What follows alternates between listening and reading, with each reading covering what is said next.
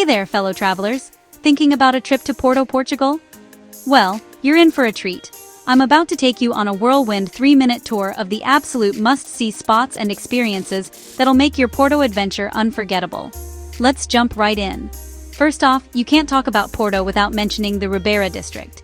Picture this. Colorful buildings stacked along the Douro River, cobbled streets, and a vibe that's both historic and lively. It's the perfect place to start your journey, grab a coffee, and just soak in the atmosphere.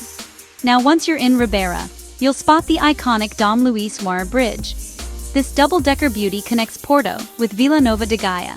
And trust me, you'll want to walk across for some of the best views in the city. Snap a selfie, they'll be jealous back home. Speaking of Gaia, cross the bridge and you'll find yourself in the land of port wine cellars. Porto is famous for its sweet, rich port wine, and you can tour historic cellars like Sandeman or Graham's. It's a great way to learn about the region's history. And yes, you get to taste the wine. For something a little more off the beaten path, check out Livraria Lello. If you're a book lover, this place is basically heaven. With its grand staircase and stained glass, it's often called one of the most beautiful bookstores in the world, and rumor has it, it even inspired parts of Harry Potter. Don't miss the São Bento railway station, even if you're not catching a train. The walls here are covered in blue and white azulejo tiles that tell stories from Portugal's past. Honestly, it's like an art museum you can walk through for free. For lunch, wander into one of Porto's many tascas, or small restaurants. Try the local specialty, francesinha. It's a sandwich. Think bread, steak, ham, sausage, all smothered in melted cheese and a spicy tomato beer sauce. Not exactly diet food, but it's a delicious rite of passage. Got energy to burn? Climb the Claragos Tower.